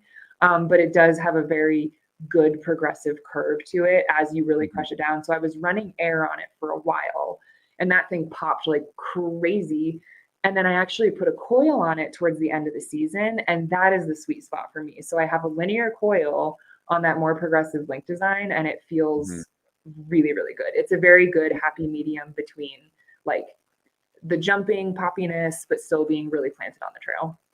Yeah, no, I think that's a good spot to be in. You know, I didn't ride coil for a long time, and a couple years, like 2 years ago now or something like that was the first time I got a coil, and it just like blew my mind how good it feels to be that planted. But you can still have them still be like, you feel like if you would say something's that planted that you wouldn't be able to say it's poppy too. I know. You know what I mean? I know. And a good what coil are you running on there? I'm running a Fox DHX.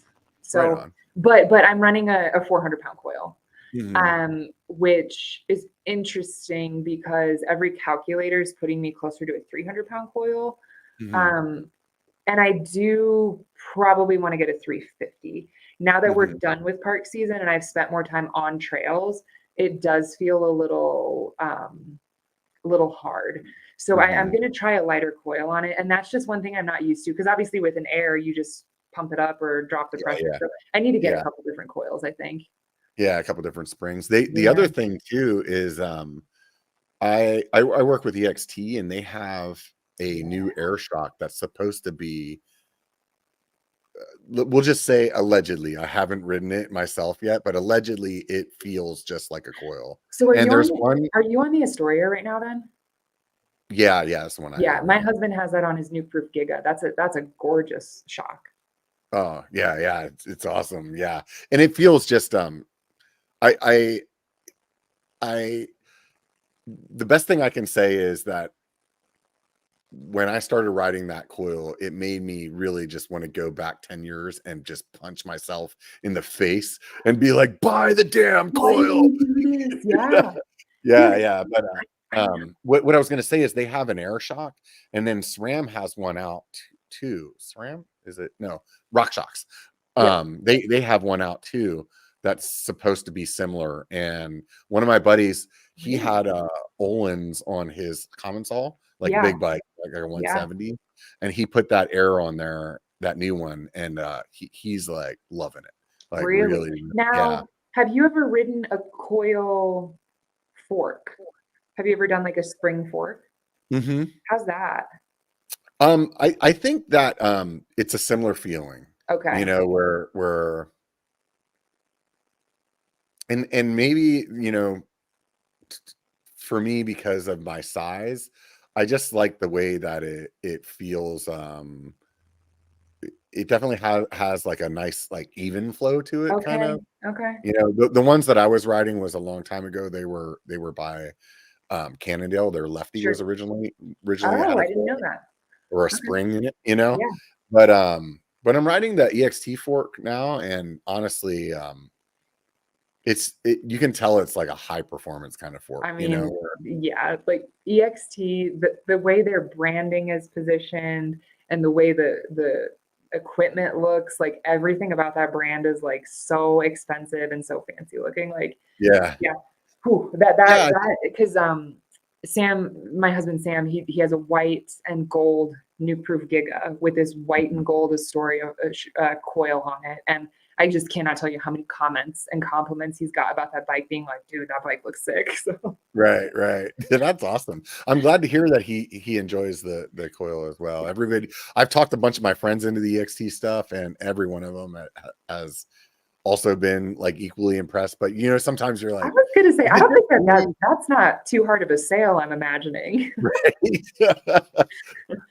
But yeah, no, it's definitely it's good stuff. So you're enjoying though, you're really enjoying the way that the bike feels. What were you Yes. riding before?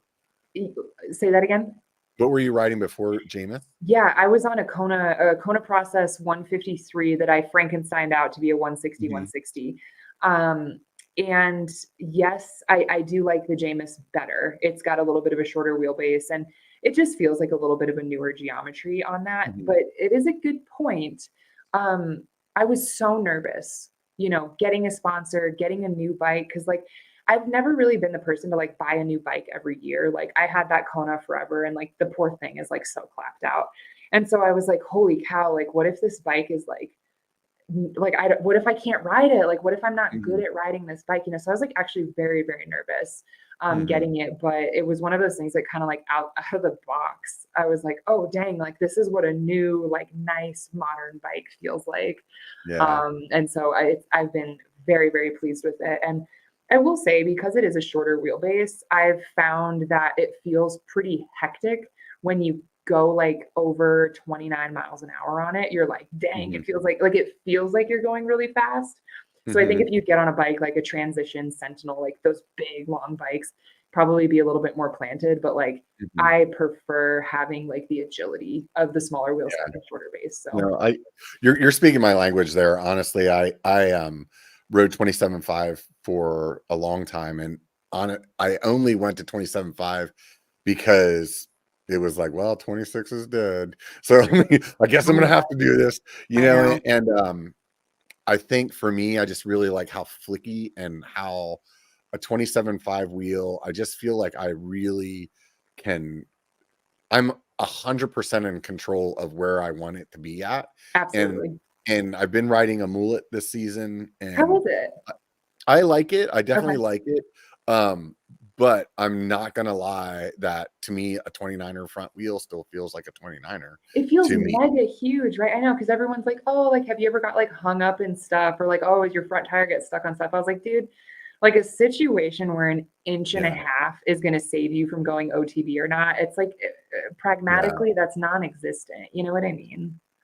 I feel like my brain gets used to it after a little bit of riding either a 29er or, like in this case, a mullet. For sure. But initially, I can tell that the steering is slower, and Yes. it feels to me like the wheel kind of gets to pick where it wants to go, and like you're negotiating. You're like, Yeah. no, I want to go this way, and it's like, well, how about we Interesting. just go this? How about right about here? Does Yeah. that sound good? We're gonna You we're know, gonna go where I wanna go. Yeah. yeah.